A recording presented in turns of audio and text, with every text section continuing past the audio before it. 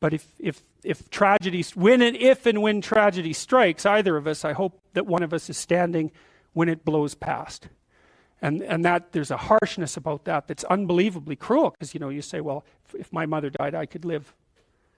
Well, what kind of monster are you exactly? The death of your mother doesn't do you in? Well, it turns out that being a monster is the right thing. So, and that's a rough thing to learn.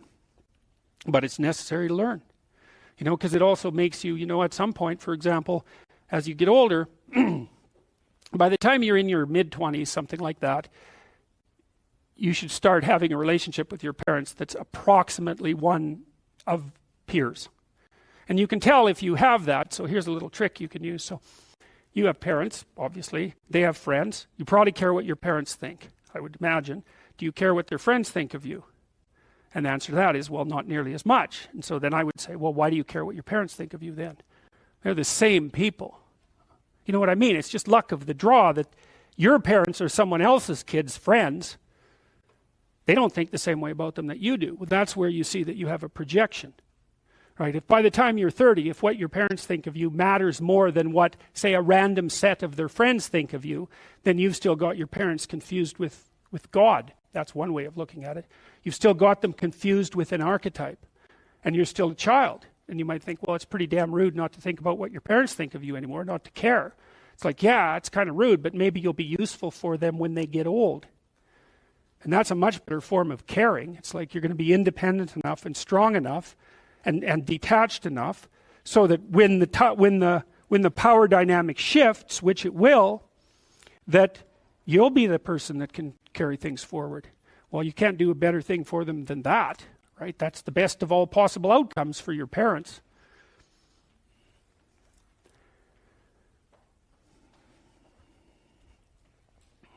Well, you can think about the world this way. You can think about it as your orderly little plan. That's a place, and you can think about it as the place that things that disrupt your plan comes from. That's another place. This is a bigger place than this, because there's an endless number of things that can disrupt your plan, and only a tiny number of them that can, that will help you work it out. So part of the question then too is like, are you the friend of your plan, or are you the friend of the thing that disrupts your plan? And I would say you should work to become the friend of the thing that disrupts your plan, because there's a lot of that. And then if you become the friend of the thing that disrupts your plan, then you start to develop strength in proportion to the disruptive force. And that's really what you want. You want to be able to implement your plan, obviously, but you want to be able to take on the consequences of error and learn from it. And then you win constantly, because even if something goes sideways, you think, there's something to be derived from this. That's wisdom, fundamentally. So those are the eternal domains, right? There's the domain of order. That's a snake, by the way, and that's a domain of chaos. And that's the world. And maybe you're in the order and maybe you're in the chaos, but those can flip on you. And maybe you shouldn't be in either of those places. Maybe you should be right in the middle. And that's where you should be, as far as I can tell. And I think this is another escape from postmodern nihilism, let's say. That's actually a real place. It's not metaphysical, or maybe it is, but it's metaphysical if metaphysics is more real than physics. And you can tell when you're at that place, because that's a maximally meaningful place. And you drift in and out of it all the time in your life. And when things are really bad for you, you're not there hardly at all, right? Because everything's overwhelming you, or the things have become sterile. But if you watch your life, even over a week or two, you'll see that now and then you're there. Think, you stand up straighter, right? Because you're in the right place at the right time. And you think, aha, I got the forces of chaos and order properly balanced. It's unstable, and it'll fall apart on you. But you can practice bringing things together continually, and then you can end up so that you're there more often than not. And then that's a meta place. It's not a place. It's a meta place. And it's a place that you can be in all places. And it's not an illusion of any sort. It's the deepest reality. Your nervous system is always orienting is always orienting you to that place. Always. And that's because it's a real place. It's called Pet a Cat when you encounter one on the street. And it's the most personal chapter in the book. It's a lot about my daughter. And my daughter was very ill when she was a kid, but particularly when she was a teenager. She had a very terrible time of it. She had juvenile rheumatoid arthritis, and when she was between the ages of 14 and 16, it first destroyed her hip, which had to be replaced, and then it destroyed the ankle on her other leg, which had to be replaced. And she walked around for 2 years on broken legs, and she was taking massive doses of opiates and could hardly stay awake.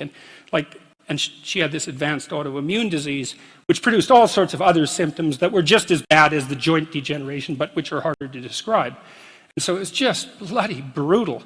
And as a test of your faith, there's almost nothing that's more direct than a serious illness inflicted upon an innocent child, right? And so the chapter's a meditation on that, and also on, well, what to do in a situation like that, because everyone is going to have a situation like that in some sense, because you'll be faced with illness in the people that you love and in crisis. And so it's a practical guide to coping with those sorts of things. And one of the things you do when you're overwhelmed by crisis is you shorten your time frame.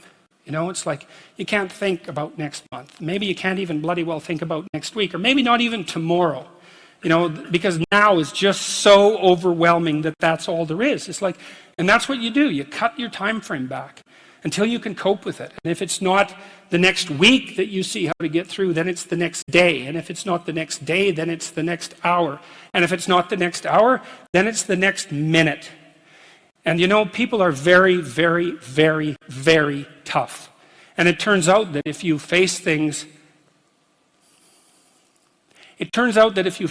that you can put up with a lot more than you think you can put up with, and you can do it without becoming corrupted.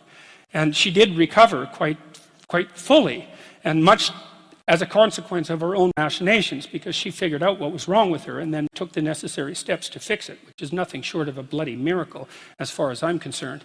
And anyways, part of the cat bit is, I actually start by talking about our dog, who actually died about a year ago, but he's still alive in the book. I let people know, because dog lovers love dogs, and if you love cats, then they think you don't like dogs, and then they think they don't like you. So I also point out at the beginning of the chapter that, if you want to pet a dog on the street, that's okay too, so you don't have to get up in arms about it. But the idea is that, you have to be alert when you're suffering. You have to be alert to the beauty in life, the unexpected beauty in life. And that's kind of what I was trying to get across with the idea of the cat. There's this cat that lives across the street from us called Ginger, and Ginger's a Siamese cat. And cats really aren't domesticated, technically speaking. They're still wild animals, but they kind of like people.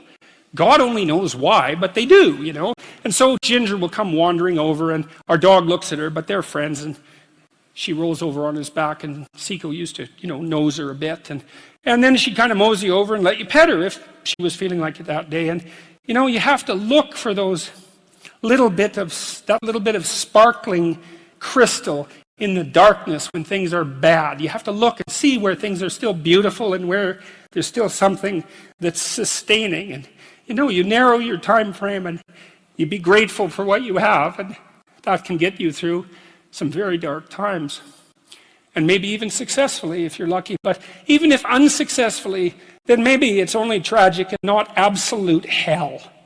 And you can do that, in the worst situation. You can make it only tragic and not hell. And there's a big gap between tragedy and hell. There's nothing worse at a deathbed than to see the people there fighting.